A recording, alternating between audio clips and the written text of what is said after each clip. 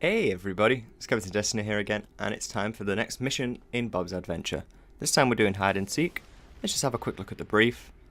So, the Undine coded message which we found at the gem has led to some new information. They're sending us to a nebula to find out why the Undine are there. Some nice rewards here, should get some experience points. There is a bonus to XP going on right now, so we should level a little bit quicker, which I guess just shortens this series. So, I'm going to fly there because we don't have the energy credits to transport, and I'm not going to put you through that, so I'll see you there.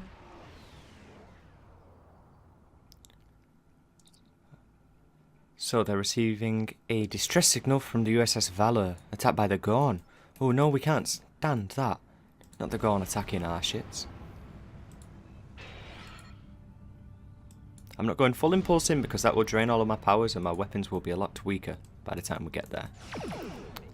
Let's drain their shields before the torpedo hits, so we do maximum damage to their hull. So notice, every time we fire a phaser, our weapons power is dropping. When you get to higher levels and you have more weapons, you'll notice that weapon power drain will be much more dramatic.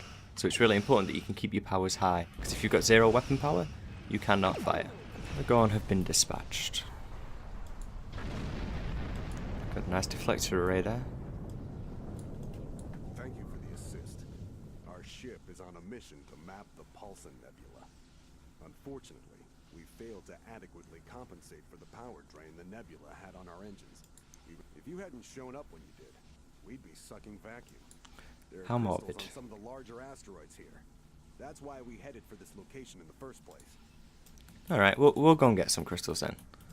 Something tells me we're going to have some company on our way there though. Getting very close to that cruiser. Okay, its facing shields are drained, so let's fire off the torpedo volley. Terrific. It's half the hull gone. Little things like that are really important at this level where torpedoes can do about 10-15% damage each. When you get to higher levels, torpedoes become really ineffective. And you might see the occasional torp boat, but not many people use torpedoes anymore. I do believe we are going to have to fight this cruiser over here. Normally I try and swerve out of the way so you can avoid conflict where possible, but yeah, we're going to have to fight this one. Just going to make the mission a little bit longer. Now you see that rock has gotten between us and them, therefore we can't fire. Interesting mechanic that I really like. A little bit of continuity in the battles. So it's interesting seeing mines, because I have not seen mines in about 3 years.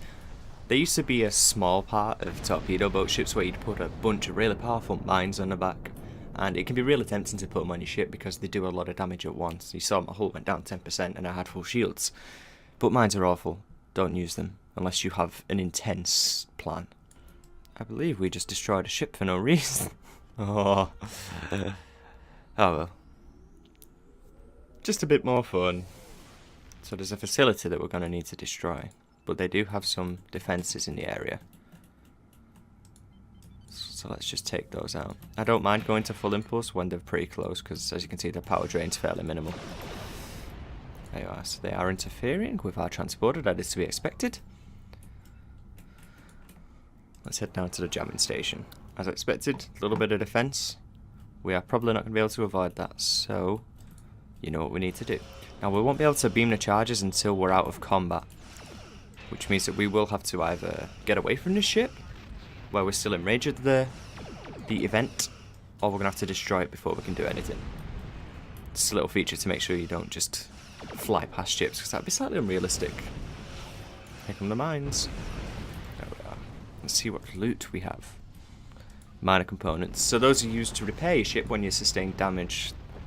You receive damage when you're playing at higher than normal difficulties, and you are destroyed.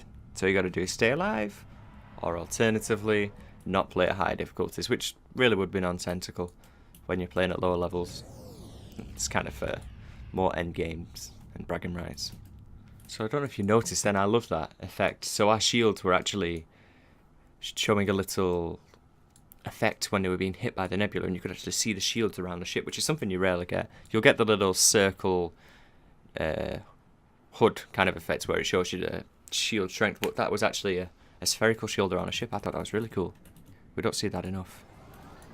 I think when your shield's up and a phaser hits your ship, you should see it hitting the shield rather than hitting the hull, but it's mostly that way in battle.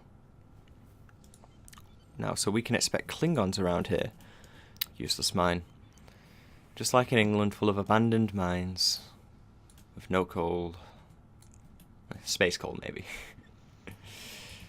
Alright, so we are going to have to take out these birds of prey. So you know the strategy. And that is how we deal with Klingons in Federation space. Oh yeah! I think that asteroid there is looking interesting. Let's go and have a look. So these ores you're seeing floating around space, those are just the kind of things that you can scan to pick up some R&D. R&D you can use to craft some stuff, but don't worry about that until you're high level. It's really not a priority at this point. Try to take out as many mines as we can. Would hate to be destroyed and get taken straight back to the start of the mission. Now let's scan the enormous asteroid. As a matter of fact, you will see bigger asteroids than this in the game. Okay, I think we've picked off all the mines, so we should be good to scan now. I hope. There we are. Ah, there are transmissions coming from that base, which means we're going to beam down and have a listen in the listening post. Oh, funny. Klingons! Well, there are no Klingons anymore. Let's have a look what he just dropped. Might get some juicy gear. Okay, I'm going to take the armor. I'm not going to take the triple because triples will just multiply in your inventory and before you know it, you're overloaded. Sounds fun. Really isn't. So now, let's see which special abilities we've got. So as an engineer, we have reroute power to shields, which just will boost our shields. When they go down a little bit, you'll see your shield health above your actual body health up on the top left. So when I get slow, I'm going to press that button. It'll boost my shields up.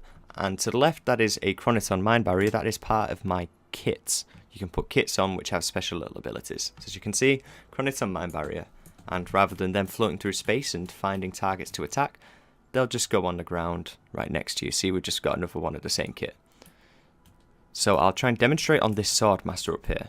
So he should run down towards us, which means these mines will be useful. There you are. So as you can see, the mines just totaled him. When there are creatures like Targs, they tend to only have melee damage, which means they have to be next to you to attack you. So if you can just stay out of range, you can avoid being attacked. And if you're closer down and one's running towards you, the more time you're away, the more time you'll have to heal or potentially survive to get healed by someone else. So this computer core has some data which we need, so we need to defend it from the Klingons who are going to try and stop us stealing their data. So these Klingons, they're equivalent to the FBI, and we are Facebook. This console, I'm sorry, is you. Or rather, all your private information. Those mines were pretty effective. They just spawned and died.